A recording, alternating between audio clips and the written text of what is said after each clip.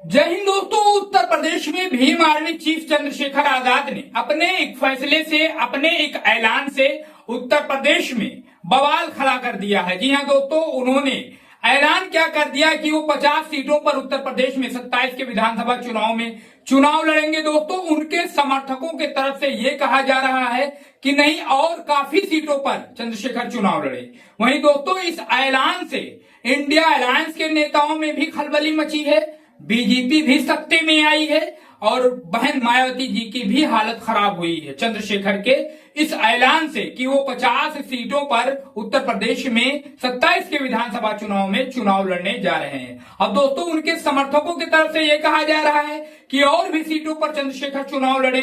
उसके अलावा India alliance की जो नेता हैं, इंडिया अलायंस में जितनी भी पार्टियां हैं, खासकर उत्तर प्रदेश में अखिलेश यादव, राहुल गांधी, इनकी टेंशन बिल्कुल बढ़ने वाली है। क्योंकि दोस्तों, आपने देखा होगा कि 2024 के लोकसभा चुनाव में जब तक कैंपेन हो रहा था, लगातार पार्टियों का एकत्रित किया जा रहा था, छोटी छोटी पार्टियों को जोड़ा जा रहा था। आपने देखा होगा कि चंद्रशेखर आजाद लगातार जो है इंडिया अलायंस, राहुल गांधी, अखिलेश यादव और तमाम नेताओं के साथ में कंधे से कंधा मिलाकर चल रहे थे। यानी वो अपने आप को दिखा रहे थे कि हम इंडिया अलायंस के साथ ही हैं, उन्हीं के साथ में चुनाव लड़ेंगे।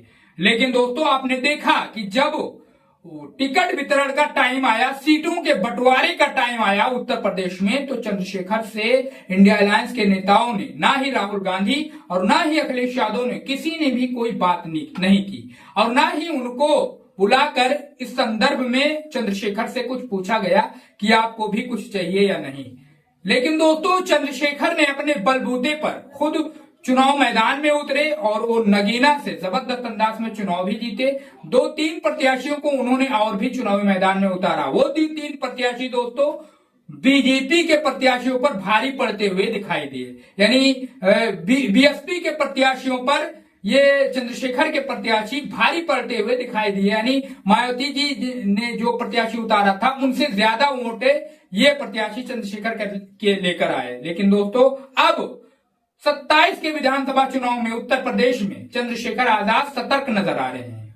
उन्होंने ऐलान नहीं किया है, उन्होंने इशारा किया है इंडिया अलायंस के नेताओं को, खासकर अखिलेश यादव और राहुल गांधी को, कि अगर उनको इंडिया अलायंस में लाना है तो उनको भारी, यानी काफी तादाद में सीटें देनी होंगी। 50 सीटों का वो ऐलान कर चुके हैं। वहीं देखा जाए तो अखिलेश यादव बड़े दिल वाले नेता हैं, वो अपने सहयोगियों का पूरा ख्याल रखते हैं। क्योंकि हमने 22 की विधानसभा में देखा था, आरएलडी को उन्होंने 33 से भी ज्यादा सीटें दी थी, जबकि आरएलडी को 2.5 जिले की पार्टी कहा जाता है उत्तर प्रदेश में।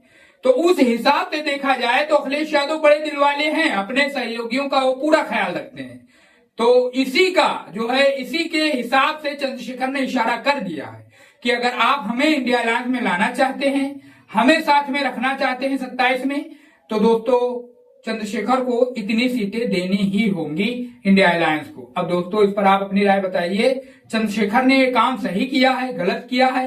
इंडिया अलायंस के साथ आना चाहिए चंद्रशेखर को, नहीं आना चाहिए?